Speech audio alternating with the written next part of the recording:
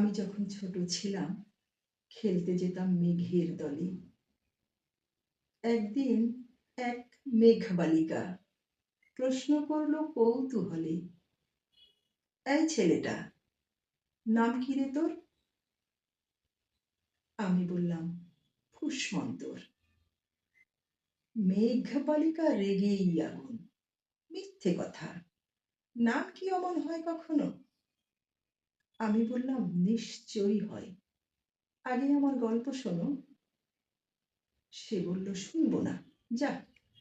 সেই তো রানী, সেই তো রাজা, সেই তো একই রাজার কুমার, সেই তো একই ঢাল তলোয়ার, শুনবো না আর, ও সব বাজে। আমি বললাম, তোমার জন্য নতুন করে লিখবো তবে। সে বলল, সত্যি লিখবি? বেশ, তাহলে মস্ত করে লিখতে হবে, মনে থাকবে, লিখে কিন্তু আমায় দিবি।